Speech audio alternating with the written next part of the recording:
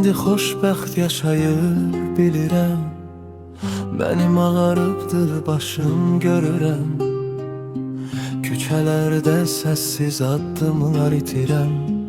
Bir zamanlar olan biz indi xatirəm. Yenə otur yanıma, yenə danış mənə. Görsən tanımazsan məni, o illər getdi sənlə. Sözlər uçur havaya, heç nə değişmir ki. Yenə otur yanıma, bəlkə vaxt geri qayıdar. Yenə otur yanıma, yenə danış mənə. Görsən tanımazsan məni, o illər getdi sənlə. Sözlər uçur havaya, heç nə değişmir ki. Yenə otur yanıma, bəlkə vaxt geri qayıdar. Gözlərin yaddan çıxıb, bəlkə yalan deyirəm. Sənsiz dünya boşalıb, hər gün darıxıram.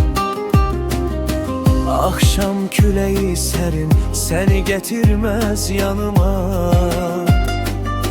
Sözlərimdə itirirəm, amma sən qalırsan yuxumda. Yenə otur yanıma, yenə danış mənə. Görsən tanımazsan məni, o illər getdi sənlə. Sözlər uçur havaya, heç nə değişmir ki. Yenə otur yanıma, bəlkə vaxt geri qayıdar. Yenə otur yanıma, yenə danış mənə.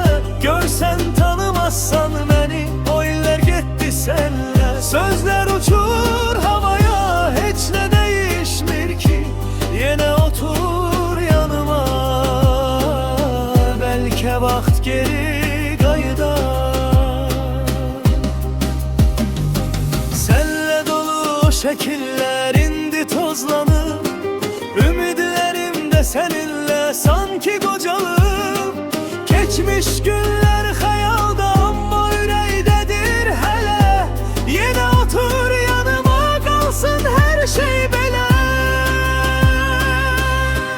Yenə otur yanıma, yenə danış mənə. Görsən tanımazsan məni, o illər getdi sənlə. Sözlər uçur havaya, heç nə değişmir ki.